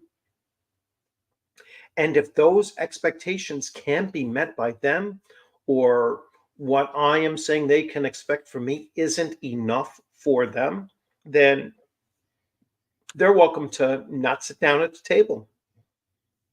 And if they choose to sit down at the table, that means that they have accepted the social contract of how the table is going to run. So I think that it's very important to do that in the session before you actually do the gameplay, and yes, you will weed them out. And telling players what sort of game you'll be playing, so you know what what will be your cup of tea. Yeah, exactly. It's if I'm going to run something that I'm going to say it's PG-13 and it's Dungeons and Dragons, let's say, and it's going to be certainly high fantasy and focus a lot on combating undead, let's say, and someone has an irrational fear of vampires or zombies or ghouls or whatever, this is not the game for you to play. It's incumbent upon you as the game master to be upfront with your prospect players as to what they can expect to experience at your table, and you go forward from there. They either choose to sit or they don't. And if you're in a situation where no one, you know, accepts sitting at the table, then you have to look at what you're looking, what your expectations are.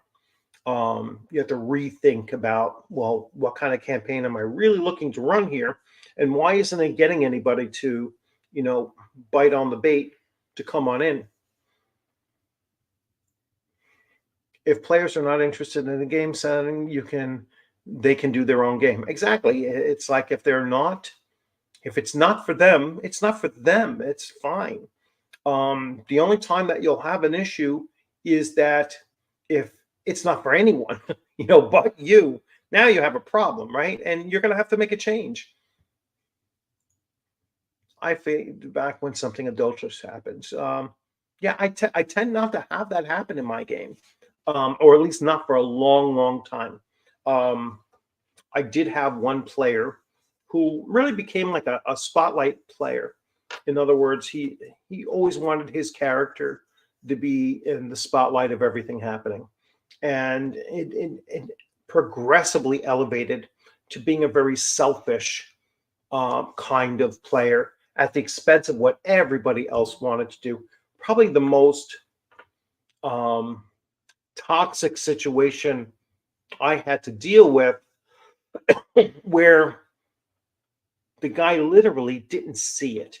Like he didn't perceive that um, that's the way he was coming off, and he took it very, very personal, to the point that he was literally sobbing, on Discord, so you could actually hear him sobbing, and that he was being rejected by all the other players. And as much as I tried to explain to him that everyone will have their chance to shine, he just couldn't see that. But why isn't everyone wanting to do what I want to do? He literally said something along those lines, and it's like, well, you know what?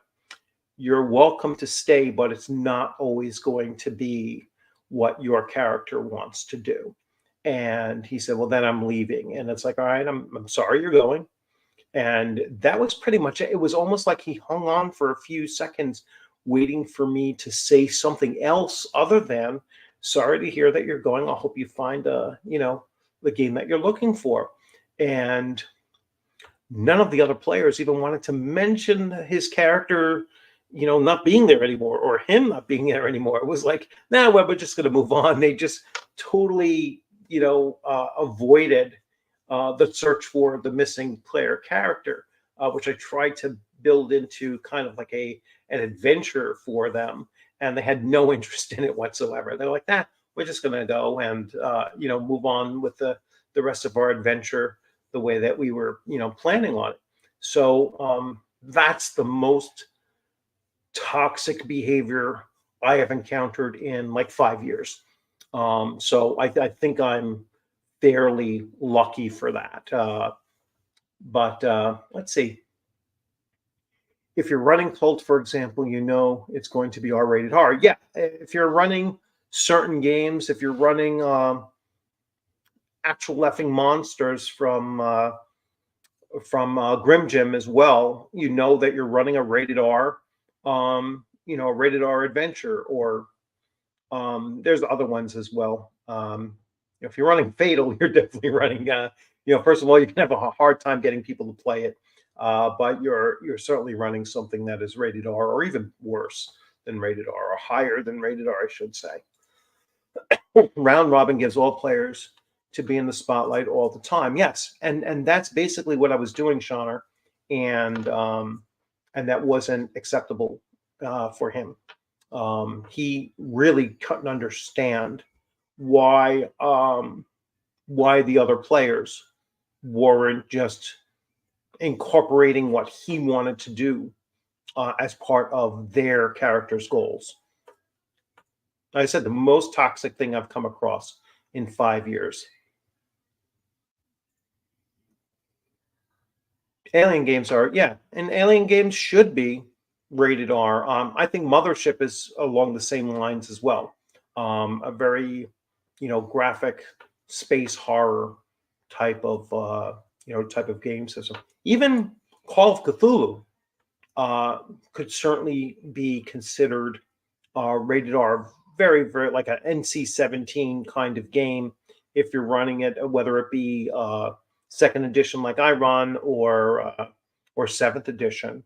Call of Cthulhu is not meant to be PG-13, let's say, and even its movies, as as kind of cheesy as some of them have been, I think they've all been rated R. I forget if The Mouths of Madness was rated R. It was probably the best of them, of the movies, but they're all rated R movies, or I'm fairly certain they are. Yes, Cthulhu Saga from Mongoose Traveler as well. Yeah, rated R. Yeah, and I think those genres certainly. Yeah, Eclipse Phase I've never played. Isn't Eclipse Phase like it's like a 5e engine, isn't it? Or I thought Eclipse Phase is built on 5e, or I might be thinking of something else. There's a community on Facebook that I've been kicked from years and years ago. Oh my gosh, so many years ago. What the hell is it called? Was it called Total Annihilation or something like that? Um, they were heavy into Eclipse Phase, and it was a I forget what they were called. Yeah, transhuman stuff.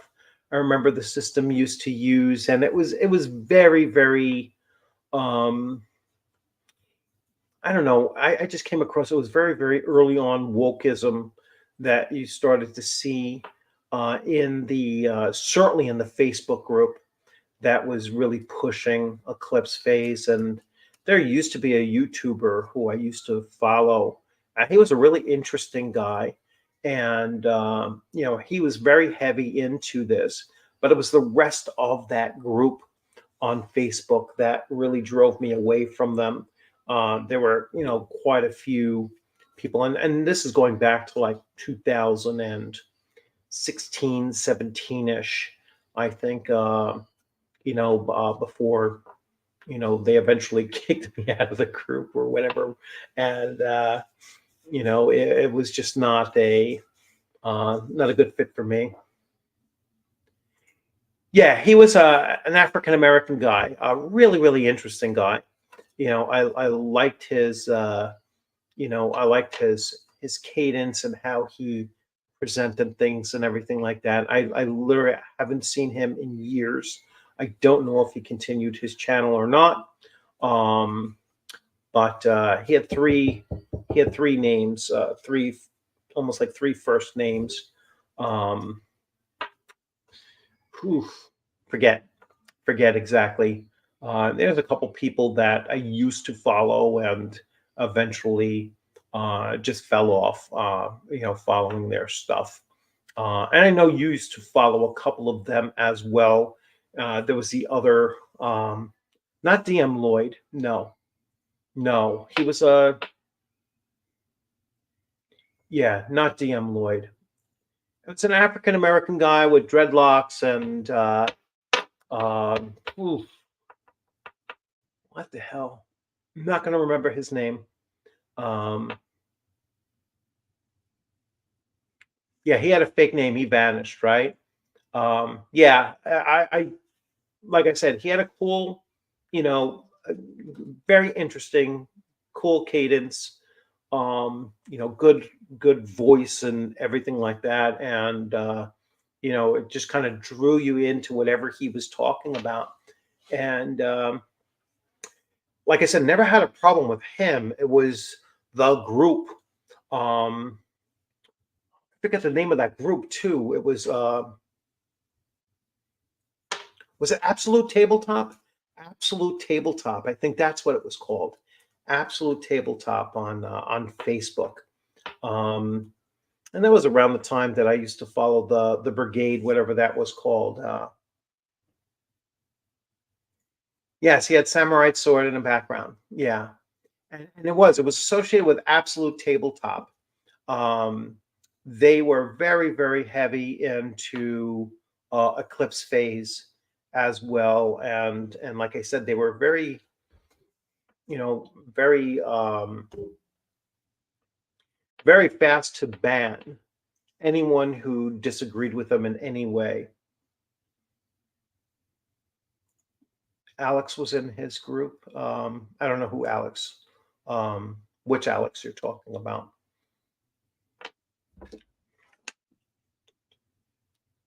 Hmm.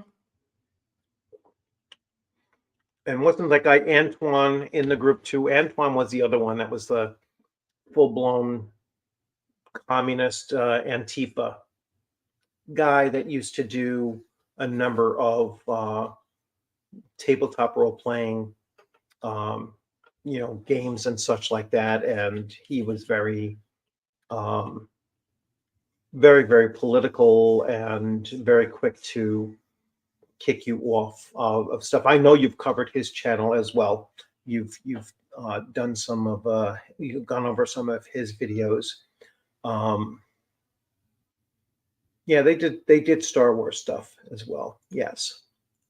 So so I don't know if you, Shauna, have taken a look at the 44 the 44 rules for D&D. But you can always catch my coverage of it or go to any of the other big channels. I mean, um, even Garibay started taking a look at it as well.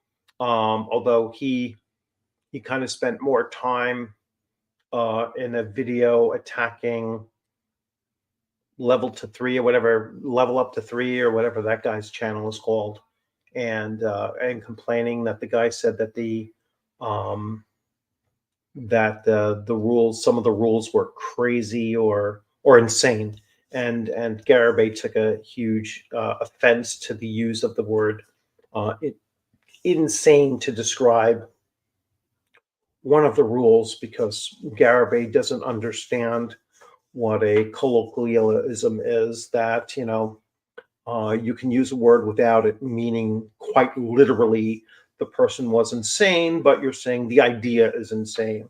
But anyway, um, yeah, some others like the OGGM said the same thing. Like he thinks that it's a troll, um, but it doesn't take away from the fact that you can still gain um, some little bits of interesting perspective, even from something that is a troll. Yeah, the sanity check. Yeah. Uh, oh, I thought that was coming from Shauna. Shauna, I'm sure you'll cover that video. Um, yeah, that's a really good one for you to take a look at. But yeah, that's an unhinged video on from Garibay that he hasn't done one of those unhinged ones in quite some time. So I'm sure you will go and take a look at it. Um, yeah, it's I'm not going to rag on the guy too much. I really stopped. I stopped following a lot of his videos. I just took a look at this one because I knew that you know I was expecting. I wanted to see how he was going to chime in on the 44, and he didn't parse the 44 at all. He went right at the, you know, it's bad to use the word insane unless you're I guess an authorized person to use such a term, and even they shouldn't be using the term either. But hey, I've taken abnormal psychology classes for my teaching degree, so I have some training in it, and so and I've been trained in to look for various signs of abnormal behavior that might be the cause of quite several different things. So, by his definition, I have some training in it, but I didn't come to that conclusion with any of the 44. I thought some were. I wonder if you could use the word preposterous and not be ridiculed for the use of that word. And contradictory. I did say 19 and 20 were contradictory of each other. Okay, I'm going to wrap this thing up, and again, I'm sure that people are open to come in and comment after this post live, and you all have a great evening, and look for a couple upcoming videos. I'm probably not going to get to a video until sometime either later tomorrow evening or possibly Friday morning. We're a pretty busy morning tomorrow, but I will be reviewing Knave second edition. I finally got the hardcover yesterday, and now I will look through it and give a review of the hardcover. And the book itself is so thin that I'll probably knock out most of the review of it in probably 2 episodes. So you'll have a great one. As always, thanks for everyone who has chimed in. Mercurius, thanks for your always continued generosity. And I look forward to seeing all of you on a gaming screen or at a gaming table sometime in the near future. The next live convention I'm going to is in September. It is ShireCon. This is the first time that I, as a channel, as Unscripted and Unchained RPG Review, have sponsored a convention, which basically means I threw them $50 to advertise my channel on their on their flyer and on their booklet, the folio that everyone is going to get. So really, really happy to do that because it's a great convention and I love promoting that convention. Hopefully it will continue growing. A lot of fun. And it's a good local convention for me. It's only like not even an hour away from my home. So I will always go to that convention every single year for the rest that I'm doing this. So you all have a great one, and take it easy. If you are in the Northeast, be careful out there with the heat wave. I know we're expecting upper 90s to low 100s over the next 2 days. So be safe out there. Drink plenty of water, and try to stay out of the heat as much as you can. And for everyone else, enjoy your better weather and have a great one. All right. Good night, all.